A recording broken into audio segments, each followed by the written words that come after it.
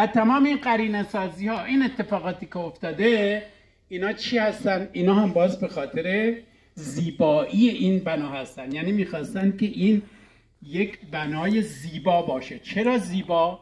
ما دو به اصطلاح اجتماعی، یک نوع کاروانسراهای شاهی یا کاخربات داریم که در 5 تا در جاده ابریشم، من اینا رو به صورت مقاله مفصل در کتاب جغرافیای تحقیقات جغرافیایی اونجا نوشتم که 5 تا از اینا در راه خراسانه، از این کاخربات ها.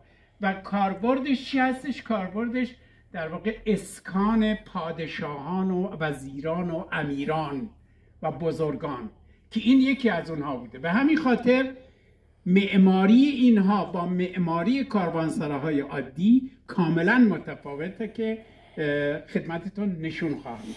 خب این از این.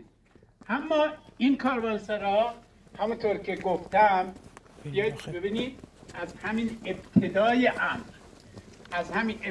امر، حالا گذاشته از اون های انشاءات اونجا باز از همین بالا اون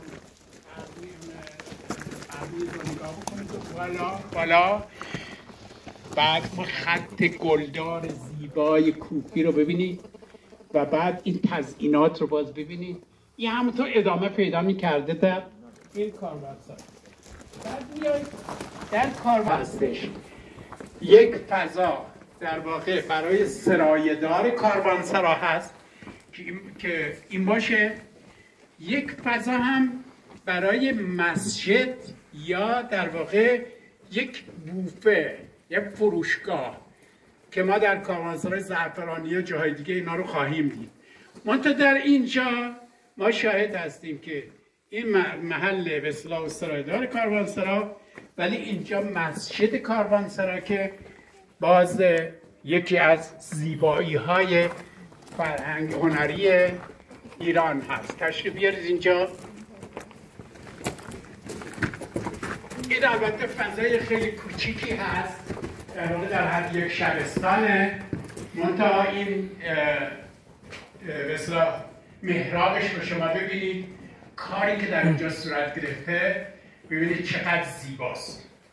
هر کدوم از محراب ها، یعنی در هر جایی که ببینید در واقع در محراب ها شما در کلیه محراب ها تجلی نور رو میبینید.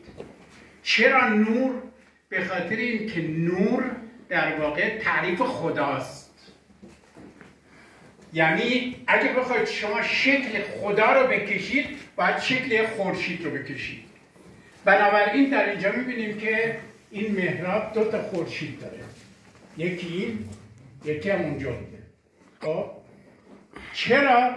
برای که در قرآن اومده که الله نور السماوات والارض، یعنی تعریفی که از خدا اومده نور هست. خدا یعنی نور.